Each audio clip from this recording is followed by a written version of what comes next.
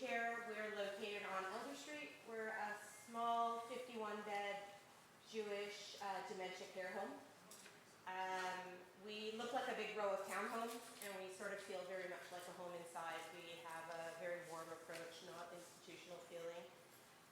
Our residents are anywhere from mild and moderate dementia, and then we have pods that have residents living there with later stages. We even do palliative and end-of-life care. We're kosher. We're currently expanding. We're building 21 more beds. Those are going to be for residents that are perhaps a little bit more mild on their cognitive journey, a little bit more mild dementia. We have a great recreation program. That's something that I'm really proud of. We really engage our clients, our residents, actively and passively. We understand that people are there because they don't want the social isolation of being at home. And we do outings. It's a great program. So, anything that you can think of? Yeah, it's one of a kind. It really is. Cindy's absolutely right. The passion that the employees have there is not to be believed. So it's a real feeling of being at home, and it's a family feeling. So it's a great place. We'll be around afterwards if anybody wants to ask any questions. Enjoy the evening. Thank you.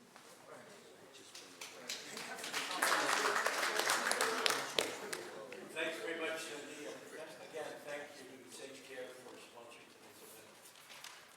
At this time, I'd like to introduce the moderator of tonight's program, Dr. Gary Nagley. Dr. Nagley completed his medical school training at McGill University, specialty training in internal medicine and geriatric medicine at the University of Toronto, and graduate training in clinical epidemiology at McMaster University.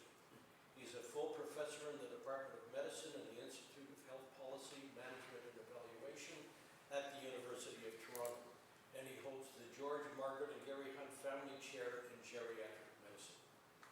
Dr. Nagley is the Vice President of Medical Services, Chief of Staff, and Chief of Medicine at Baycrest Health Sciences, and is a scientist at Baycrest Rotman Research Institute and at the University Health Network Toronto Rehabilitation Institute. His research is focused on outcomes evaluation and quality of life in congenitively impaired and medically complex older adults. His current major research interests are driving issues in older adults, especially those with cognitive impairment, and innovative models of care for frail, complex older adults. With that, I would like to introduce Dr. Gary Nagley.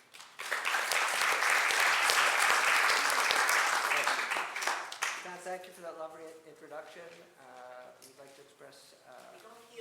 We'd like to express our thanks to Sage for sponsoring the event and to Club L'Chaim for inviting us. And I'm really pleased to have three of my colleagues from Baycrest joining us this evening. And that mic doesn't work for this purpose, so I'll try to speak as loud as I can.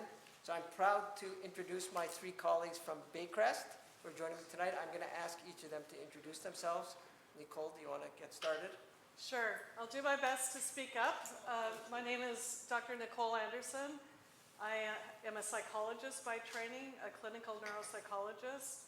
I'm interim executive director for academic and scientific affairs at the Rotman Research Institute, director of the CATS Interprofessional Research Program in Geriatric and Dementia Care, and associate scientific director of the Kimmel Family Center for Brain Health and Wellness at Baycrest. And I'm also a professor of psychology and psychiatry at the University of Toronto. Thank you, Nicole. Rob? Hi, everybody. My name is Rob Madden. I'm the Chief of Psychiatry at Baycrest. I'm a geriatric psychiatrist. I'm also the Deputy Chief of Staff. Dr. Nagley is the Chief of Staff, so my job is to do what he says. He doesn't do that very well, by the way. And I'm also the Executive Medical Director of Ambulatory Care at Baycrest. Nice to meet you. And I'm Sid Feldman. Very nice to meet all of you. I'm a family physician. I'm a care of the elderly physician at Baycrest, where I'm the Chief of Family Medicine and the Executive Medical Director of our residential program. And for the University of Toronto, I'm an Associate Professor and I'm Head of the Division of Care of the Elderly for the Department of Family and Community Medicine, Dr. Nagley is also my boss, so I agree with everything he's about to say. Oh, if that were true. So we are delighted to be here. I've arranged a bunch of questions to ask my colleagues. If, with respect to a particular question, you have some add-on question, if you put up your hand, raise your hand, and I'll point out to you. And then at the end, we'll turn back to the audience for any additional questions that you may have. So I'm going to get started with Rob. And Rob, I'm wondering, can you speak to us about whether depression is normal in late life, and speak to us a little bit about treatments for depression and anxiety? Sure. Okay, thanks, Gary. So yeah, the myth is that with getting older, you just get depressed, and that is a myth. Most older adults are healthy, have a few medical issues, but mostly healthy, and enjoy a good quality of life. The rates of depression in later life, let's say over 65, are not really higher than younger adults. In some studies, it's lower, unless there's certain contexts where it is higher. So there's definitely higher rates of depressive symptoms for people in nursing homes, in long-term care, certain populations, people with dementia, for example, people with certain neurological illnesses, Parkinson's disease, for example, stroke, even heart attacks, your risk could go up. So, you know, if you go into a nursing home, almost 50% of people might have depressive symptoms, not meeting the criteria fully for clinical depression, but having symptoms. Even medical surgical wards, about 25 to 30% of people will have depressive symptoms. So, yeah, in terms of treatment, you know, the first thing is always to get a good assessment. So you've heard that, get a checkup from the neck up, that still rings true. So if people are concerned, there's always the option of seeing your family doctor and getting assessed. There's rating scales that sometimes you could find online, but I think meeting with somebody would make the most sense. Nurse practitioner or a family doctor, and getting diagnosed. And then if in fact you do have problems with depression or anxiety, in later life there are certain illnesses that could sort of come with it or mimic it or sort of cause it. So there's usually a bit of a workup that needs to happen. It might involve blood work, might involve some physical exam. And then if in fact that's a diagnosis, then there's treatment, divided into either medications or psychotherapy or some combination of the two. And hopefully lucky individuals, if they do have depression, get it dealt with at the family doctor's office, right? And the family doctors see tons of people with mood and anxiety issues, and they're sort of the front line, and often people respond to treatment. But if not, then you might end up having to see a psychiatrist or psychologist or a specialist, and there's lots of different services that I could talk more about, but I won't get into too much detail. Can I just assess the sound, like hearing us?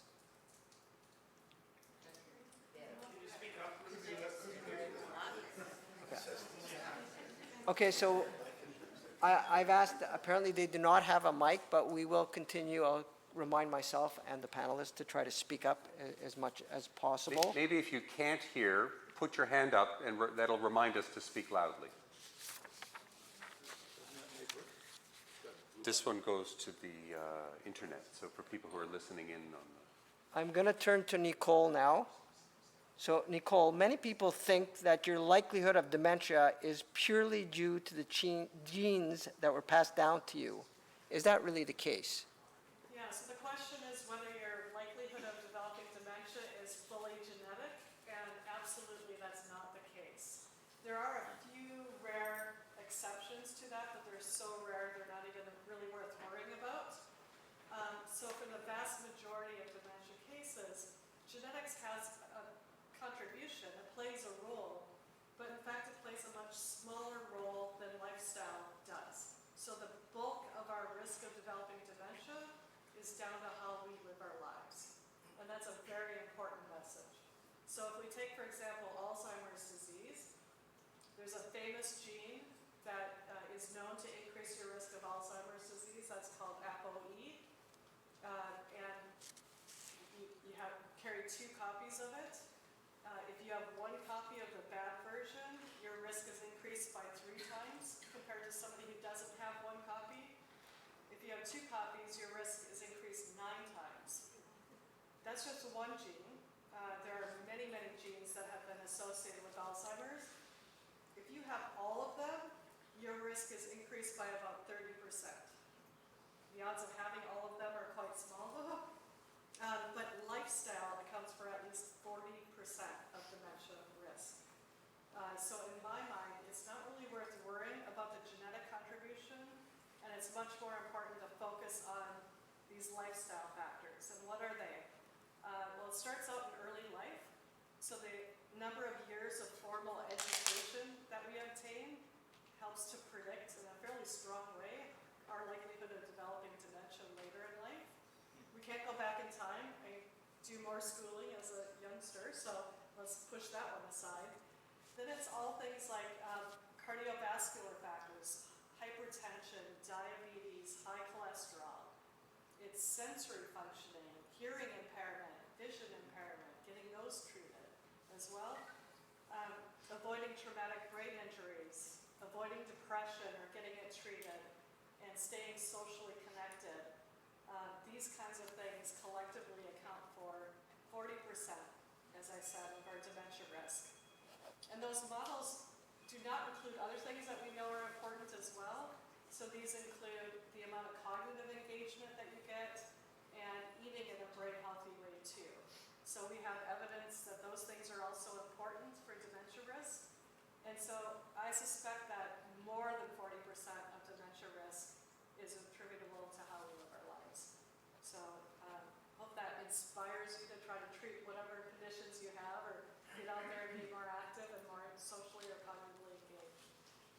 So if I can just follow up with you, Nicole, to ask about a few things. You may have mentioned one or two of them that I missed, but for the sake of the audience. So I'm going to ask you about things, physical activity, sleep, stress management. Are those things that are also important for people to be mindful of? Yes, actually, I think I did skip over physical activity. That's part of that 40%. Sleep is not in that model. That it was a very famous paper that was published, but we know that sleep is important as well. Not just how much sleep you get, but whether you have sleep conditions. Because this is for a number of reasons. We clear out the toxins basically out of our brain while we're sleeping. And so if you have a sleep disorder that's preventing you from sleeping much, you're not clearing as many of those toxins out of your brain. And we also lay down our long-term memories while we're sleeping. So again, if your sleep is disrupted, that can be disrupted as well. So one big sleep disorder that you should get treated is sleep apnea. So if your sleep partner tells you that you snore a lot and seem to be struggling for air, talk to your family doctor because that is treatable with a CPAP machine, and it should improve your sleep functioning and have knock-on beneficial effects. And the other one you mentioned? Stress Oh, management. stress management. That too is not in the model, but we know that stress is toxic to the brain. It increases cortisol levels. And so it's very important to try to address stress. Stress comes hand in hand with depression and anxiety as well.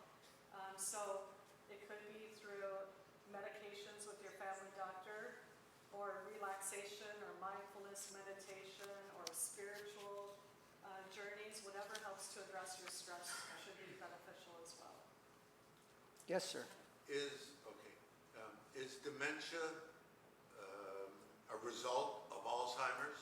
Yes, good question. A lot of people ask what is the difference between depression and Alzheimer's, and it's exactly that. That dementia is the symptom of a brain disease, and of all the brain diseases that cause dementia, Alzheimer's is the most common. But we also have frontal temporal dementia, vascular dementia, dementia due to Parkinson's, etc.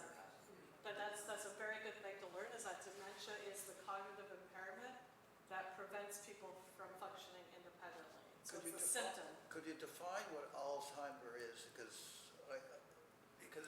I get different answers to the question. Yeah, well, that's actually a good question that we're still trying to figure out. But Alzheimer's disease, the two hallmark features of it are the plaques and the tangles that you've probably heard of. So these are the plaques are caused by a buildup of amyloid, a protein in the brain that builds up in excess, and the tangles are caused by a buildup of a protein called tau. So those are the hallmark features. We still obviously don't know whether they cause the Alzheimer's or a byproduct of something else.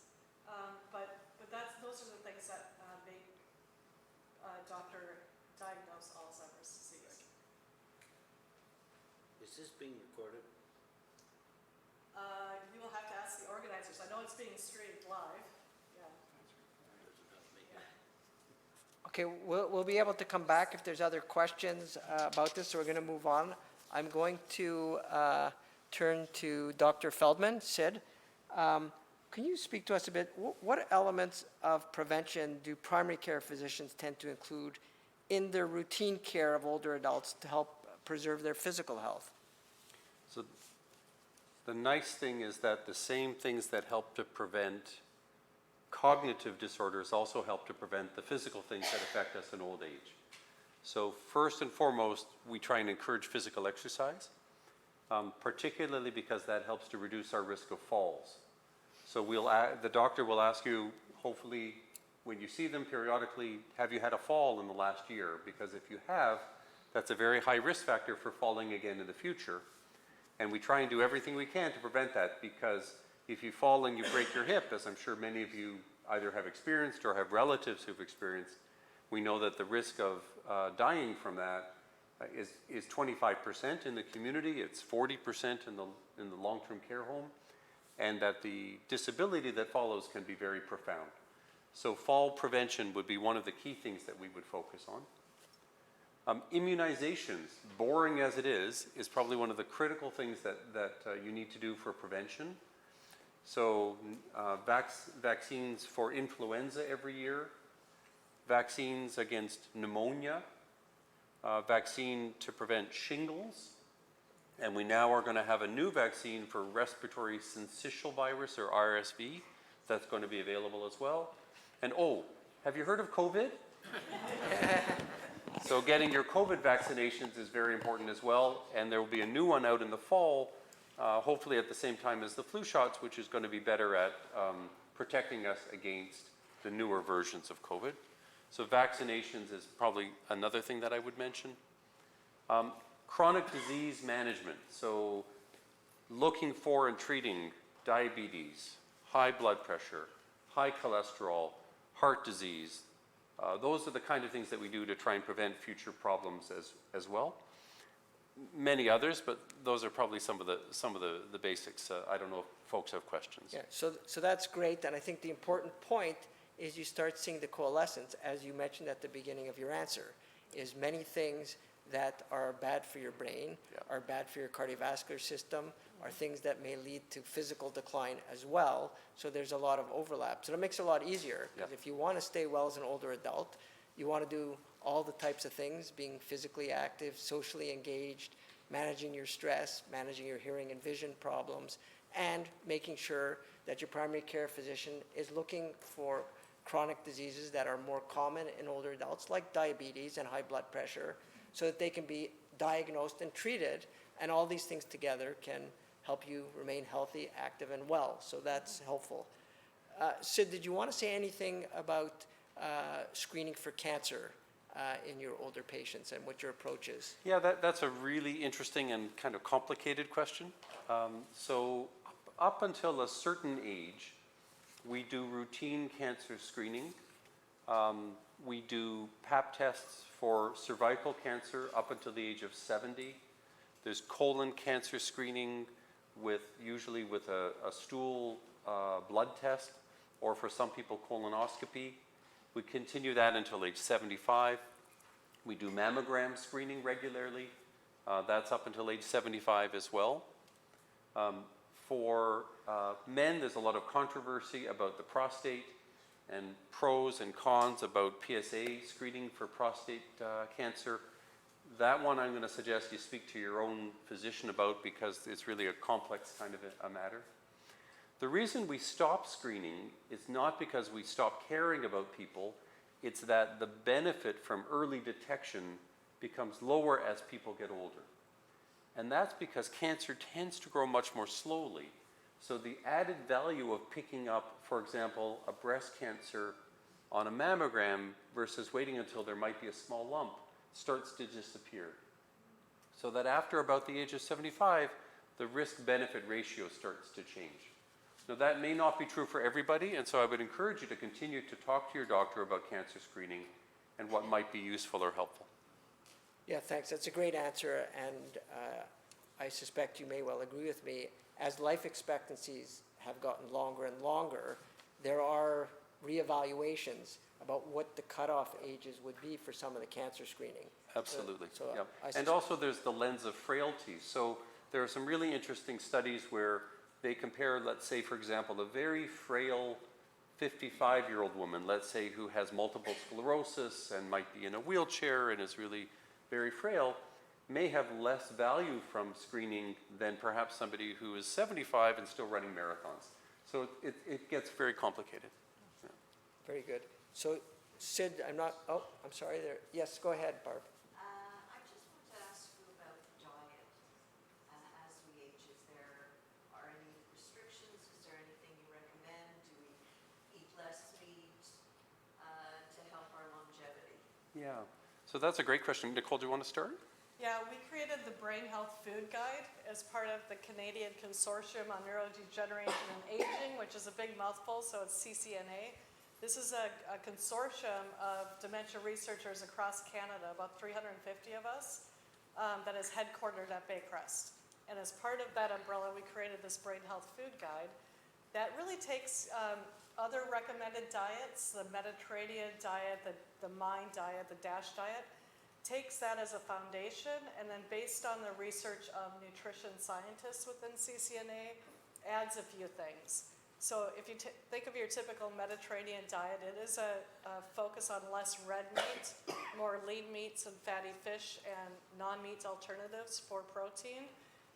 Lots of fruits and vegetables for the antioxidants and other products in them, and whole grains for good gut health, because we're learning a lot more about the gut-brain axis or connections. But then added on top of that, the Brain Health Food Guide focuses on some specific foods in there. So nuts are recommended, walnuts in particular seem good for their fatty acids. Cruciferous vegetables, so this is your broccoli and cauliflower, things like that. Those contribute vitamin K, which is good for brain health and cognition. So you can find that just by Googling the Brain Health Food Guide. And again, the nice thing in terms of synergy is that it's exactly the right diet for the rest of your body too. Yeah. So that's exactly what I would have suggested as well, a Mediterranean-like diet plus a couple of little additions. Yeah, in fact, and if you look... Yeah, but no Brussels sprouts. I hate Brussels sprouts. Do you remember when President, what was it, the first President Bush? Yes. The first President Bush said, I hate broccoli, I'm President of the United States, I'm never going to eat broccoli. Well, the Broccoli Growers Association had a fit, and the next day he had to go on TV and say, you know, broccoli's very good for you. He's still not eating it, by the way. So, you know, to the point that Sid made, is when you look at the scientific literature, there's more evidence about the Mediterranean type diet for cardiovascular problems like heart disease, with growing evidence that it can be help prevent things like heart attacks, for example. There is slow growing evidence, more so now with respect to the brain and dementia as well. So you're hearing a theme here that really things that are good for you are not just good for one part of you. It's not just the brain or not just the heart. That things that are good for you are good for all of you, and you know, so it's important. These things have real benefits to really make an effort to change if you're not doing them, because the benefits that can accrue from doing them are multifold. So The phrase I tell my patients is from the Poland book: eat food, mostly plants, not too much. So eat food that your grandmother would recognize as real food, not processed foods, not highly manufactured foods. Mostly plants, so a vegetarian-based diet, maybe with some things that come from the sea as well on top, and not too much, because you want to avoid obesity. So if you follow those principles, you'll be on the right track. But enough, because you also want to avoid frailty. You know, so that's really important that for older adults, it's better to have a little bit, like to be normal weight or a little bit over, and not to be too frail. That's a great point. Yeah, you don't want to be underweight. And for fall prevention, you want a tush, because if you land, you don't want to.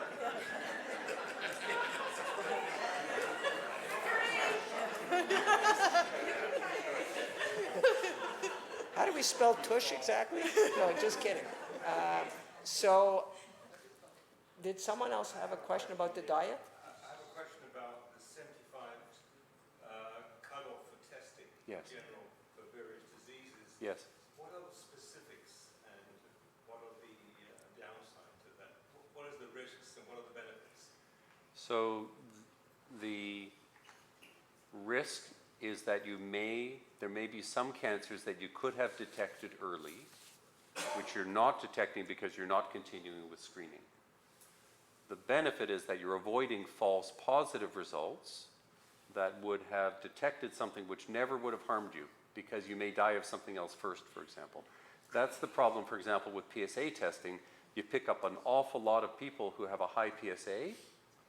They then have to go on and have biopsies done.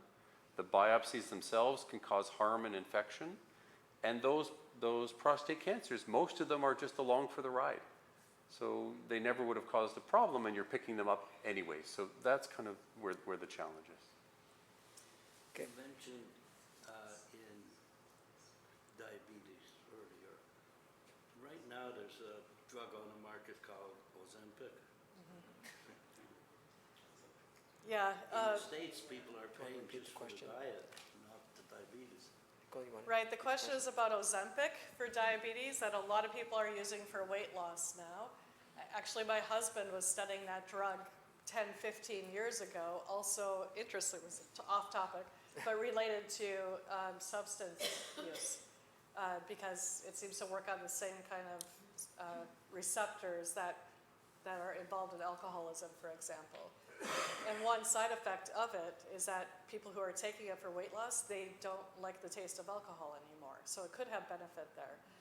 But otherwise, that's a very medical question, so I'm going to pass that over to our family physician here. Is your last name Kardashian? No, but I got very sick on it. Yeah, so it's a great drug for diabetes. It works extremely effectively. It is also a very good drug for weight loss in the right person. The challenge is that when you stop it, the weight comes back. And so you're sort of committing people to a drug for life where it hasn't really been studied for that long and it hasn't really been studied for weight loss in quite the same way. For the right person and the right circumstances, it may be a good choice. There's an ethical conundrum these days because there's a shortage, as you may have heard. Yes. And so if you only have a limited amount of the drug, who has the right to have first access? So it becomes a complicated ethical question. Okay. A friend in the States offered me $6,000 US. Yeah, go ahead, back there. Some of the major medical insurance companies do not cover Ozempic for weight loss purposes. Yeah, I mean, there's a lot of controversy around it. As everyone knows, it's become a bit of a fad drug, so there's been some celebrities that used it for weight loss, that got it on social media, that's increased its use, off-label use, largely for weight loss. And as Sid pointed out, now that there's a shortage of the medication, there are patients who were getting it for diabetes who are now having trouble accessing. So there's a lot of controversy and ethical concerns about how that drug has gotten distributed and used, and I'm sure we'll hear more about that. It's also, I think it brings up a really important point about drugs in general, that most drugs go through the same curve where they come out, they're the best thing since sliced bread, and then they're the worst drug ever because we come up with the side effects and we know it's terrible, you should never take it. And then finally, and this is usually 3, 4, 5 years later, we have a good sense of who will benefit, what are the risks, and where we should be slotting in with all of our other medications. So I would just be really cautious about any drug which has buzz, because that tends to, the shine diminishes after a little while. So just be careful about most drugs that are like that. I just want to circle back to Rob, because he's been quiet, which, trust me, is very unusual. So we're talking a lot about lifestyle, and we talked about from physical health perspective and the brain health perspective, but we didn't really mention it specifically with respect to depression and other mood disorders. So did you want to fill us in, Rob? Are there similar things also that are effective for helping with depression and anxiety, or are there other type of lifestyle things that you recommend? Yeah, so for exercise, there is evidence that exercise can help with mild depression, mild symptoms, not at the expense of other treatments, but as possibly an add-on. And I heard it's 150 minutes, 2.5 hours, not all at once, divided up during the week. So I prescribe exercise to anybody who's coming to see me for depression and other lifestyles. Again, I talked about medications and then psychotherapy, but part of psychotherapy is, you may have heard of CBT or cognitive behavioral therapy. The B is very important, the behavioral. So often prescribed what's called behavioral activation, which is getting people, if someone is let's say, has depression, you can't function the way you normally want to. You just don't have the interest, the motivation, the energy. It's a very physical illness in some ways. It's just very tired and you don't have the motivation and initiative to do things. But we know that actions could actually lead to improvement in the symptoms. So often we're prescribing, socializing, calling people, doing certain tasks and setting goals. And there's some psychotherapies that are very specific to setting goals, like problem-solving therapy or behavioral therapy.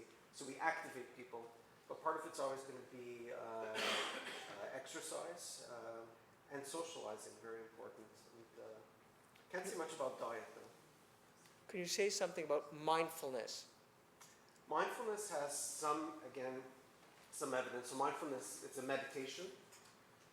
So it's based in sort of Buddhist meditation, and there's some evidence that mindfulness can be helpful for anxiety or depression, but again, more of the mild. So if you're moderately to severely depressed, if you have a fairly severe illness, exercise ain't going to cut it, and mindfulness is not going to cut it. That's where you're probably going to need something more than that. The evidence for those are just not as strong as standard psychotherapy treatments or medications. But mindfulness seems to be helpful. We did a study at Baycrest, mindfulness study, older adults who had some medical problems, and they learned to meditate, and they did well. And we actually still run a group. So there's some, again, mild evidence for that, just like there's some suggestion that yoga or Tai Chi, these are things that they're not going to hurt you, right? They could potentially help you. But if you're actually quite sick, that's why I think you're better off still seeing your doctor and getting some advice. Because if you're quite sick with depression or anxiety, those interventions probably would need to be augmented with more standard treatments where there's a lot of evidence. Or they may have to come later when you're feeling a bit better. Yeah, when you're So- partly treated. Before we move on, cognitive behavior therapy you mentioned as a treatment for depression. Can you talk to us? I've read a lot about cognitive behavior therapy for people with sleep problems. Yeah. Can you tell us a little bit about that? Yeah, so that's called CBTI, so cognitive behavioral therapy for insomnia, and you'd all hate it because it's all about sleep hygiene. They make you do everything you don't want to do, like have a regular nighttime routine, not use your tablet in the bed, not to watch TV in the bed, all the habits that most of us enjoy. Only spend time in the bed during the times you're supposed to be sleeping. They say the bed is only for sleep. Some other things you can do in bed, but usually but not for talking on the phone or using your tablet and things of that sort. So a lot of it has to do with sleep hygiene and restricting your sleep. So people make these errors, and it's nobody's fault. You just don't know. But a lot of people say, well, I go to bed at 9. I don't fall asleep until midnight. So, and then you're just lying there. So what happens? Your brain becomes accustomed to being awake in the bed. So your brain gets confused. So your brain says, oh, it's okay to be awake in bed. And then you end up with insomnia. All right. And if you're using your tablets or I don't know, whatever you're doing, watching movies in bed, your brain is getting this message. It's okay to be awake in the bed. So it just confuses everything. So they do what's called sleep restriction therapy. So if you get in bed at 9 and fall asleep at 12, we're going to get you in bed probably around 11:45 p.m. Okay, and then you'll fall asleep at 12. And there's all these special things you're supposed to do when you wake up in the middle of the night to, not spend time staring at the ceiling. So it's a fantastic therapy. And it's effective, if I'm not mistaken. It's very effective. It's very effective, but it takes determination. You have to really want to do it. You think it'd be easier just to take a pill, but sleeping pills in older adults not great. Typically causes falls and memory problems and addiction. So it's worth trying. It's sometimes hard to access. That's Right. the thing. Yeah. It's hard to find people. But you can, and Sid, if you'd like to chime in, certainly as a geriatrician, I'm not prescribing sleeping medications for people because the risk benefits, Sid was talking about, we always try to look at risk benefits. I think most of us would agree that the risk benefits for taking medications for sleep fall on the side of being more risk than benefit, and generally there's no evidence that they work over long periods of time. So I'll do a poor man's CBT by teaching people about sleep hygiene and trying to follow up on subsequent visits. I don't know, in your practice, Sid, I agree 100%. I'm very lucky. In the family health team I'm in, we have a CBT insomnia program, which is run by social workers and pharmacists. They do it together. So the pharmacist helps to get people off of their sleeping pills because they're evil drugs, and the social worker helps them with the cognitive behavioral therapy. There's a wonderful website though from University in Halifax, Dalhousie, called mysleepwell.ca, which outlines very clearly all of these different sort of strategies and gives you some very sort of point by point. mysleepwell.ca. okay. The gentleman in the back and then her were the, Gentleman in the back, you Yes. and you. yeah. I have two quick questions. We return for a moment to the Ventia and the diagnosis and treatment. Is it best to see a neurologist, psychiatrist, geriatric psychiatrist? What do you advise? Psychologist, no, I'm kidding. I'm sorry, for dementia, did you say? So I'd always defer first to the primary care physician, to a Dr. Feldman, because in most instances, primary care physicians are well trained to deal with the majority of disorders or illnesses that an older adult may face. And the primary care physician has the knowledge of specialists. So depending on the individual case, particularly if it's maybe a bit more challenging, they would know, for example, should the person see a geriatrician? Should they see a psychiatrist? Should they see a neurologist? But I always recommend that you start with your primary care physician as the first stop. Second question, I'm an immunologist by background. I won't hold that against you, by the way. Not your problem. Can you tell us about perhaps new antibody responses that are used for diagnosis and/or treatment Of dementia? of dementia? Right. So maybe I'll focus, there's been a lot in the news in recent months about new treatments for Alzheimer's disease in particular, using antibodies against amyloid. So that's the plaques that people know in the brain, right? So I think Nicole was talking, Alzheimer's disease is a disease of plaques and tangles. So these antibody medications that are being used are targeting these plaques in the brain. Now, I want to, I guess, suggest to this audience that even in the medical community, there is a lot of controversy about how beneficial these new drugs are, and I'll tell you a bit about why. So these have been put forward as a way to try to clear the plaques in the brain with the hope that then would result in either a slowing of the progression of the disease. That was the main intention. And I mean, we could say with the most recent drugs used for that they do successfully remove the plaques. But an important point is what Nicole was mentioning before, is our understanding of the pathology of Alzheimer's disease remains poor. So are these plaques and tangles causing the problems? Are they a consequence of the underlying problem? I think certainly everyone believes now the plaques are certainly not the only contributing factor. So most specialists would suggest even if we can get rid of those plaques, we're not going to cure the disease or completely prevent it from progressing. So the recent drugs that have been developed are antibodies against these plaques to remove them from the brain. They require intravenous infusions either every couple weeks or every week. So they're labor intensive. People can get infusion reactions. The other thing that's become apparent from people who take these medications, side effects can include swelling in the brain. They can include hemorrhages, either small hemorrhages or slightly bigger hemorrhages in the brain, which means that people need to get MRI scans of their brain very regularly. So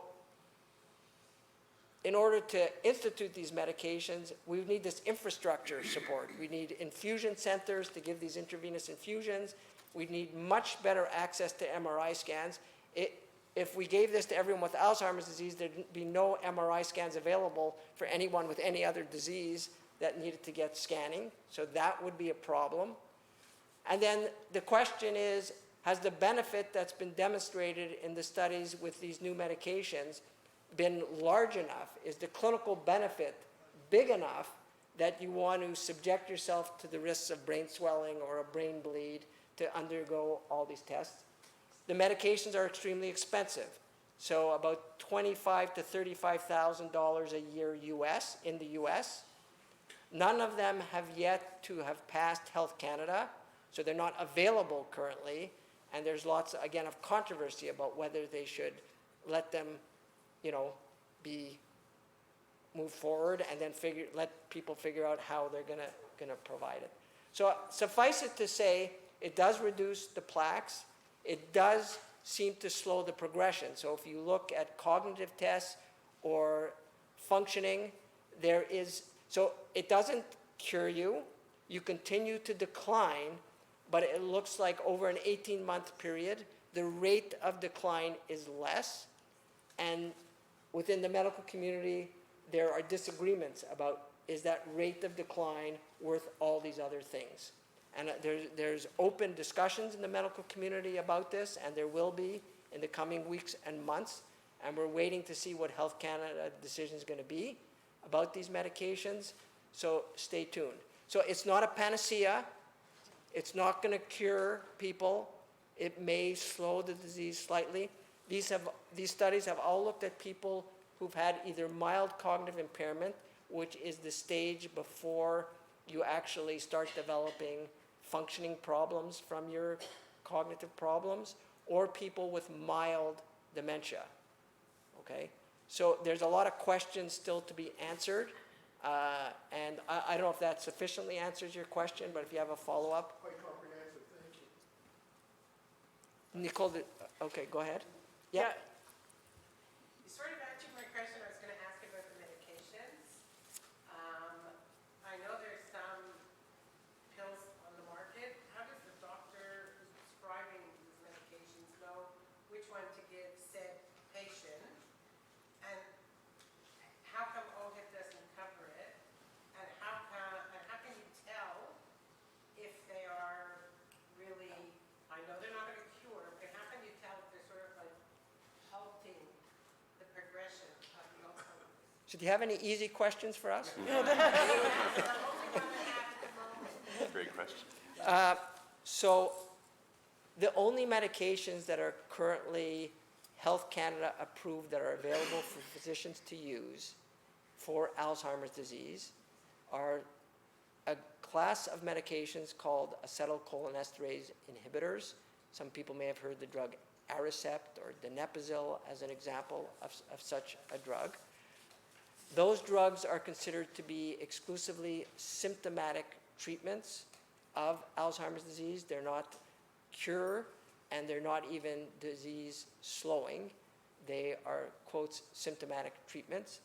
The benefits would be deemed to be modest at best, and not everyone will demonstrate benefit. one could be cynical and say that the pharmaceutical companies develop these well because you can't really tell with certainty that because there's a slope of progression of the disease, it's hard to say 3 months or 6 months later that someone who's been put on this medication, that they would have declined faster than they have. It's unusual, and I'll look to Sid and Rob for their clinical experience with this. It's rare for me to see a patient and or family member come back to me after starting this drug and saying, wow, my relative is dramatically better, but Sometimes. Okay. I mean, but it's more, has to do more with people's motivation and initiative. more like their former self. Well, no, just that people might have just a bit more initiative to do things. So one of the symptoms in dementia or Alzheimer's could be apathy. Right. So that's one thing. I think what the studies show is that, on average, people taking the medication might score better on a test of memory as compared to someone who's taking a placebo, but everybody's going to get worse eventually. And those are just averages. So what does it mean for day to day? To know if it's working, we know how many points you'll lose on memory tests untreated over the course of a year. So you can repeat that test every year and see where things are going. So if people have a really steep decline, you might say, well, the medication isn't really working. And other people, you see less of a decline and say, well, maybe the medication is working. And that's pretty rough, but that's pretty much what we do. And then there's memantine, which is the other category. Yep. So the one that Dr. Nagley mentioned is covered by OHIP, or it's covered by ODB, so that's great, and that's a standard pretty much for Alzheimer's disease and some of the other dementias. That's for mild and moderate, okay, so mild and moderate. When people go into the moderate and severe stage, there's another medication that affects glutamates and glutamate transmission. That one's not covered by Ontario Drug Benefit for whatever reason, differs from province to province, and it ends up costing, it's like at a full dose, $120 a month. Unless you have bad kidneys, you take half the amount, so it costs less, but you don't want that really. So and then people ask, how do we know it's working? And then you're at a more severe part of the illness, and so it's really hard to tell. One thing we do focus on also is, are people still able to recognize their family? Are people still able to engage in activities? Are they able to function in some ways before thinking about stopping the medication? Which is a whole talk in itself. That's like a 1-hour talk about when to stop the medications. So there are ways to gauge whether or not it's working, but they're rough. Sid, did you want to add anything to that? Yeah, as you may have realized, I'm pretty cynical about most medications. About most things, Sid. About most things, I'm cynical. Yeah. Except for the Leafs, because it's always next year. Always next year. So I'm as cynical about these, except I want to tell you about my mother.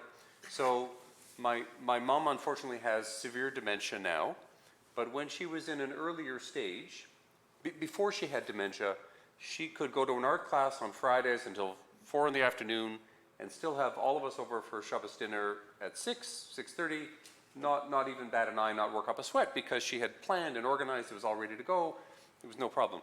Then when she got dementia, what would happen is she couldn't do that anymore. She couldn't even be around people. She would sit in the kitchen reading the paper or pretending to read the paper while we were all in the other room. Then she started on donepezil, on Aricept. Her MMSE, which is the score that Rob is talking about, went up by 4 points.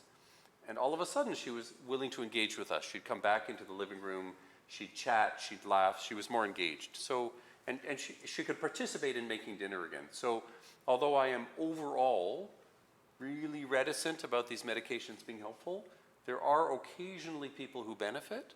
And so what I usually say to patients is it may be worth a try. Let's monitor carefully, but let's make sure that we stop it if it's not helping. And that's a general principle for all medications. They're so easy to start and so hard to stop that you have to, before you start something, you have to think about when is the right time to stop. I think that's a great anecdote, so I appreciate you sharing a personal anecdote. And that certainly mirrors my impression is when I've seen it work, it's not someone comes back and my memory is so great, but it's much more a story where, you know, my relative is engaged again more with Engagement. things that they used to do. And like Rob says, the type of patients I tend to recommend maybe more strongly are people who have a feature of apathy, because those are people who may benefit the most. And I'll just say that early on in her disease, my mom gave me permission to share this story, so I'm not saying without her. Yes, there's a question over there. Go ahead. Yep. Different range of the same subject. What about pain management? I'm in favor of it. Well, my personal thing, I can't take anything stronger than Tylenol. And I'm not allowed to take aspirin because I have thin blood. Yeah. And so It's- I'm constantly going my family physician. I don't know if, Nicole, if you want to speak to some of the non-pharmacological approaches to pain management, if that's in your bailiwick? or- It's not in my bailiwick. So pain is a huge problem. Older people are very prone to pain. It's a pretty rare day that goes by where I'm not having to try and help somebody who has pain. And yet we know that there are many reasons why you can't take some pain medications. And pain medications don't work for all conditions. So for example, there's pretty good evidence now that Tylenol, for example, doesn't help with low back pain. In placebo-controlled trials, it's no better if you take it or you don't take it. But exercise does. And mindfulness does.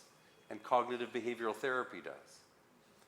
For neuropathic pain, for nerve-related pain, sometimes there's benefit from some medications that we use to treat the nerves. Drugs that used to be used for seizures, which block nerve impulses, can be helpful sometimes. But then there's trade-offs, right? So these medications can cause sedation and make it more likely that you'll fall. They can make you groggy during the day. They can make your legs swell. So all of these things are very, very challenging.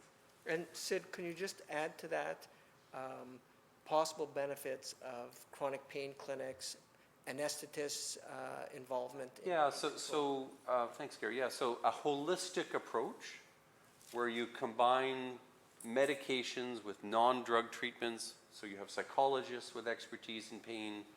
There are interventional techniques, nerve blocks and so on, that the anesthesiologists use. So pain clinics can be very, very helpful, and there are a number in the city that can be very, very useful. Yeah. Thank you.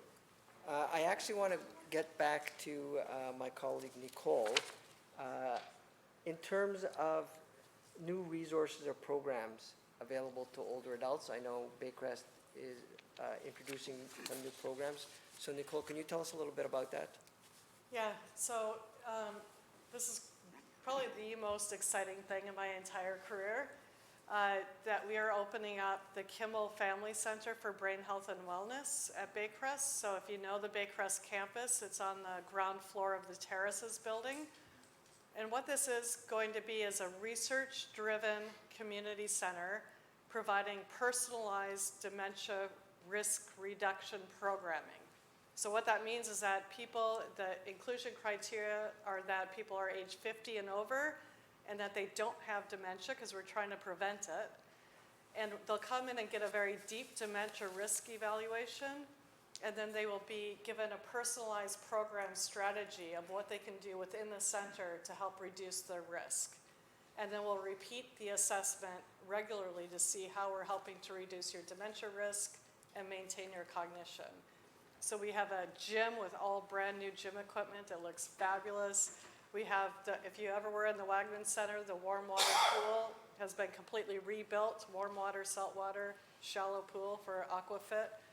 We have a room with soft flooring for yoga or Pilates or floor exercises, a classroom for lectures or movies or music or whatever, a creative arts studio, and an open concept theater where we can have movie nights or trivia nights or whatever we want to do in there. So we hope to have the doors open in October after Thanksgiving. And if you'd like to check that out, it's Kimmel Center at Baycrest. Well, the website is kimmelcenter.baycrest.org. So happy to answer questions about that. It is research-driven, so people from the community, to become a member, you would have to agree to be part of the research. Because if you just want a gym and a pool, there's plenty of places out there where you could get that. But if you want a personal touch about what is your risk and what factors and what can we do about it, then that's what the Kimmel Center is for. Barb and then Stan? Yeah, I just wanted to ask you about that, because if you suffer from anxiety and you go to the center and you're otherwise don't have any cognitive issues, will testing cause you anxiety? So that's a very good point. Knowing Yeah. that, oh my gosh, in the next 5 years, I could become impaired. Yeah, so I think it's circling back to what I started talking about before, is that although we will identify your risk due to things, well, first of all, your risk due to genetics, you don't have to find out those results if you don't want to, because you can't do anything about them, right? So during the consenting process, we'll ask, do you want to know your genetic risk, yes or no? And it's totally fine if you don't want to. We are telling people about the medical conditions, basically that they self-report, that they say they have, that could contribute to dementia risk, and working with people to help to get those treated with their family physicians or audiologists or what have you. But our main message is that despite these risks, A, we can address them, but also you can offset them through lifestyle. And so I think we're going to try to have a very, very encouraging, proactive, supportive kind of approach to that. And there'll be a staff member there who will be very well trained to convey that kind of information. It won't be just like, here's your risk, good luck, get after it. Yeah. Stan, did you have a question?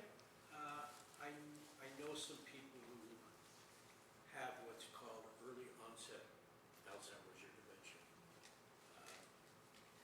And I'm just wondering if there's any understanding what would cause some people to get it at a much earlier age than what is the norm?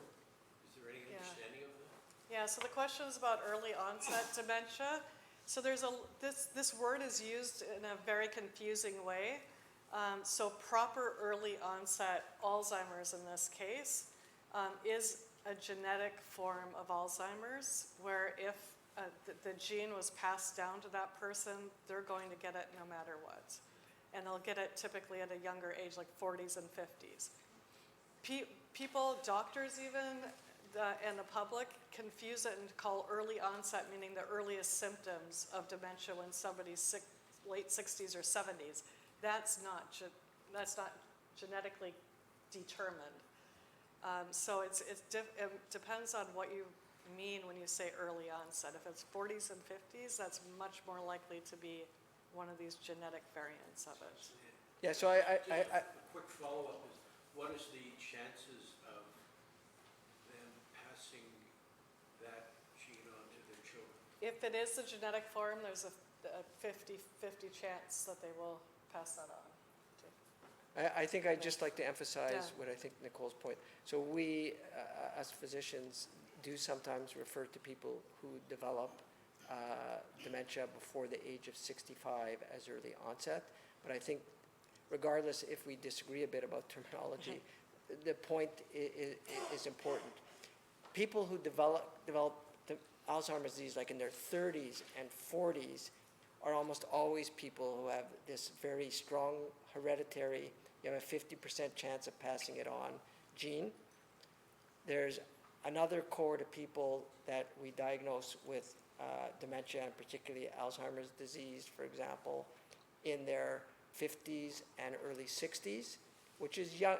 Age is the most potent risk factor, so the older you get, the higher your risk. So it's still much less common to see people in their 50s and early 60s that are diagnosed with dementia. And it's a bit of a grab bag, and they don't all have Alzheimer's disease. There's other forms of dementia that are passed on genetically that we see in people in their 50s and 60s. So the first thing that we do is try to diagnose the cause. So dementia is a generic term. People have cognitive impairment that affects their functioning. So it's that generic term. And then you have to figure out, well, what is the cause? Alzheimer's disease is the most common, but there are other kinds. So in people with early onset, we're trying to better establish that, because some may be more likely to be hereditary, in which case we may recommend family members get genetic testing. Others, people, it's bad luck. People develop Alzheimer's disease sometimes at a younger age that we don't completely understand. So, But the other important point is the genetic form of it, where you have a 50-50 chance of passing on, is quite rare, very rare. So it's not. less than 10% of Yeah. cases. Dominant is that hereditary or non-hereditary? Non-hereditary is a dominant, yeah. Non. Yeah, go ahead.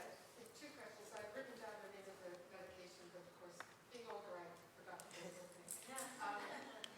I read that there was a pill that was already approved in the States by the Care Department, but it's under, FDA approved it, but here it's still being examined by Health Canada. I don't know, maybe I was wrong, but the pill, is there a pill in addition to that infusion, or is that something different? And then I have a second question. I'm not aware of a pill. The new drugs that have, With an L, I think. Is that correct? lecanemab, it's an IV infusion. That's it, okay. And the other question is, I've also read that they were making some inroads through, I believe, the Weizmann Institute in Israel, and I wondered if there's, I would assume there's some kind of cross-referencing with the Canadian medical societies. Is there anything they have there that we don't have here yet?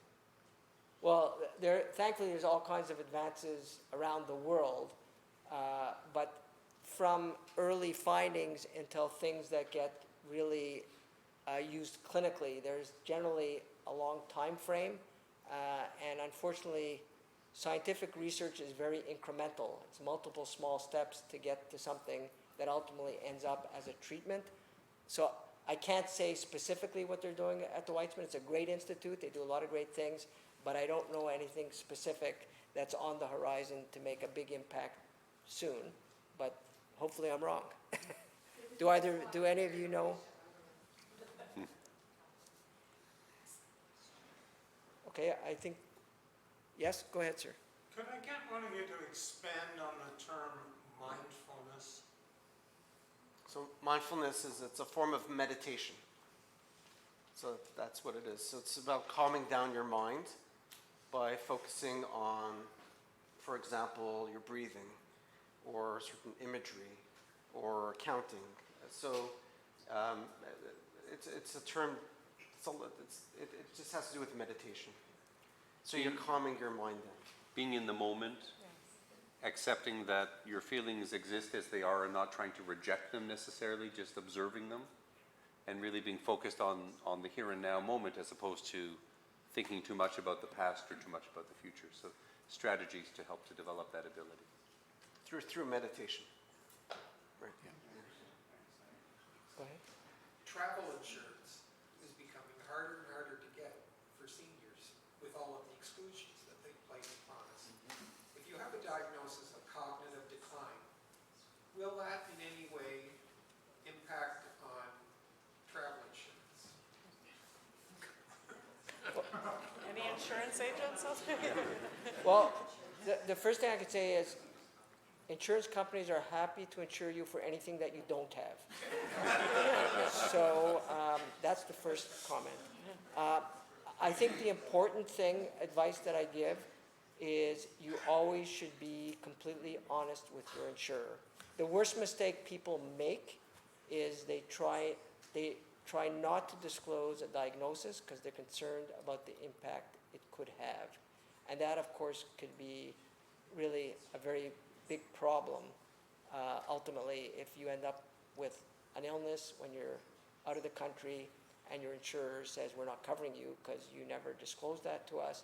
And insurance companies notoriously will look for ways to not have to cover you for things. So all I could tell, I can't answer the question specifically. I tell people to be as honest as possible with their insurance company. You know, they use their charts and everything and use that information to establish rates, etc. They're the best people to tell you, and I don't know that every insurance company is exactly the same. But honesty is the best policy when it comes to getting insurance for traveling, because you want to be covered should something happen. If you can successfully complete an insurance form, you probably don't have dementia.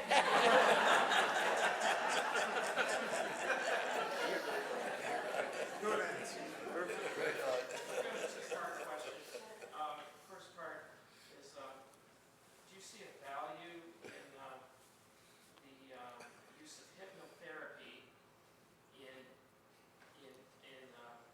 helping anxiety and depression? And second part of the question is about the availability of medical practitioners that use hypnotherapy. Well, I'm glad it's not a question about cannabis. I was worried you'd ask me about cannabis. Hypnotherapy, in terms of the standard treatments for depression and anxiety, it's not on the list. It hasn't been studied with the same rigor as some of the other ones. So, if we practice evidence-based medicine, we try to look for the interventions where it was studied rigorously. That's not to mean that it doesn't work, because, there's, again, suggestions about Tai Chi and yoga and different things that may work, but, in terms of depression and anxiety, the best evidence is for cognitive behavioral therapy, problem-solving therapy, and probably interpersonal psychotherapy. And then there's a whole thing about exercise. So that doesn't mean you can't try hypnotherapy, but if you're going to invest time and possibly money, because not all people are going to do this, you might have to get it privately, I would have suggested try the standard things first. That's what I would always say. Can't tell you more about it. I haven't really dug deep into the literature, but it's not in this kind of standard bunch. And about the availability of medical. Repeat the For question, Rob. hypnotherapy, what's the availability for hypnotherapy? I don't really know, to be honest. It's hard to get psychotherapy, period, right? And people want psychotherapy covered by OHIP, and I think we're all entitled to it. The evidence for psychotherapy is great for depression and anxiety, but it's a lot easier for doctors to prescribe a pill and sort of, more available. In terms of psychotherapy, it's a little harder to get the psychotherapy, especially if you want it covered by OHIP. Now there's some family doctors who are trained in psychotherapy. There's psychiatrists, certainly, but then there's everybody else. There's the psychologists, there's social workers and occupational therapists who are trained. And more what I'm finding is that when people need psychotherapy, I'm often referring them out because we just don't have the availability. That's the biggest challenge. And there's lots of online psychotherapy, Bounce Back and Mind Beacon and different things. But accessing, it's challenging because it's a good treatment. The evidence is there. I mean, it's time consuming. Course of psychotherapy could be 16 weeks usually, for 40, 45 or 50 minutes a pop. That's a big investment of time, both for the practitioner, for the therapist, and for the person getting the therapy. And it's just not as available, as easy to access as, saying a doctor is going to give you a pill. That's unfortunate. It's a service delivery problem. Go ahead. So what about cannabis? What about cannabis? What do you want to know? You got any? I don't have any. Is it kosher? I don't know. Now, the thing with cannabis, and I'll look for my colleagues to answer, but we get questioned all the time, can I treat depression or anxiety with cannabis? And the answer is no, that there's no evidence. In fact, a lot of people get worse.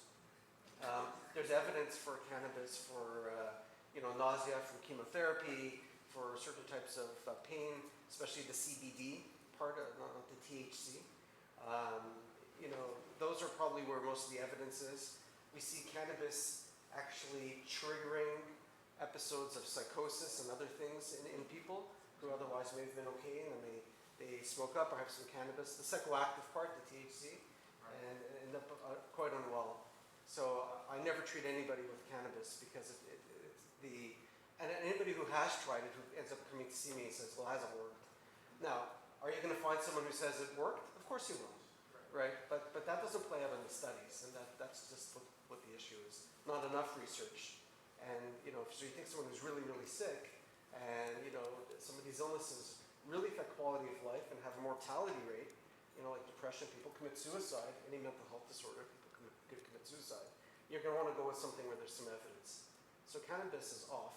But you might use it, you might see people on it for pain, Yes, Sid, neuropathic would pain. you comment in primary practice about what your approach is? Yeah, sorry, I was too stoned, I didn't quite get it. Yeah, to see what he was So, doing in the parking lot before. There's evidence for the spasms of multiple sclerosis, nausea from chemotherapy, neuropathic pain, so nerve damage related pain. Those are the big three where we have evidence that it's most beneficial for, and that's where I'll tend to use it. There's a little bit of evidence for perhaps sleep, but again, the risk-benefit ratio I think isn't there. So I tend not to recommend it to my patients who have already tried it, right? Everyone has given it a try because they're desperate for something to try and help them for just about everything that is out there. But I have yet to see convincing benefit or convincing evidence for anything other than the big three. Thank you. Was there another question in the back? Is that the same with mushrooms? Do you want to talk For about me psilocybin? or? No, ketamine. Ketamine, yeah. So They're studying ketamine, special K. You know special. It's a, so ketamine is being studied in some of the academic health science centers in the GTA and other places to see if it could treat depression. So it makes you high. That's being studied. I can't say more than that. There's no definitive proof yet. Okay, we have time for one more question and then we're going to call it a night. What about hallucination? Why do they occur and can they be treated, reduced? Okay. Rob? So the question was, what about hallucinations? Why do they occur and can they be treated? So a hallucination is a sensory experience when there's no stimulus. What does that mean? So you're hearing, let's say, voices or music when there are no voices or no music. That'd be auditory hallucination. A visual hallucination would be seeing things like people or animals when there's nothing there. And then there's other kinds of, tactile hallucinations and olfactory, smelling hallucinations. They're very common in various mental health disorders and magic mushrooms. You asked me about magic mushrooms, but the LSD and all that. So in terms of mental health disorders, schizophrenia would be the typical one where a lot of people hear voices talking and telling them things, negative things, telling them to do things. It's very common in Alzheimer's disease. People develop symptoms, psychiatric symptoms. People with Alzheimer's and the related dementias, they can have the memory problems, the cognitive problems, but the vast majority also develop what we call neuropsychiatric symptoms, which could be like agitation, paranoia, hallucinations, different, all sorts of psychiatric issues, and that's how I spend a lot of my week actually, managing that. So very common you get visual hallucinations. It happens with Alzheimer's disease and dementia with Lewy bodies. It's very common. You could also get hallucinations from depression. People get very severe depression. And then there's other strange types of phenomenon where you can get hallucinations. So for example, there's a syndrome where you lose your sight but you see things. So like there's other things where your mind is trying to generate something. But a lot of the major mental health disorders you could develop hallucinations. And if it happened just out of nowhere, it warrants a medical workup. There's also something called delirium. It's older adults. You could be, managing your life just fine, and then you get sick with something, or take, too much of a certain kind of medication and get really, really confused. You may have seen this in family members or whoever, that they're in hospital, they're like totally confused and kind of agitated and out of it. And then they get better. It's called delirium. You get lots of hallucinations. So anyway, it's the brain creating something that's not really there. Short-circuiting if you want, and there's treatments for it. There could be an underlying medical issue that needs to be treated, or it could be related to a mental health disorder that needs to be treated with various medications. So the important message is it needs to be investigated, because as Rob said, a very eloquent response, there are all kinds of potential causes, and it's important that they be assessed. So if they can find out what the cause, then hopefully there's something that can be treated that can then eliminate the hallucinations. And really important not to assume that it's only a mental health issue. People with olfactory hallucinations, so smell hallucinations, sometimes it can be a seizure in the temporal lobe, which might be a tumor or a stroke or something like that, just as an example. Certain medications can cause hallucinations as side effects. So really important to see your doctor if you are experiencing hallucinations. Okay, we're going to have to bring this to a close, so I'd like to thank my esteemed colleagues who performed brilliantly as I expected, but I appreciate that they attended with me this evening. We'd like to thank Club L'Chaim and Stan for inviting us, and Sage for supporting it. Thank you. Thank you.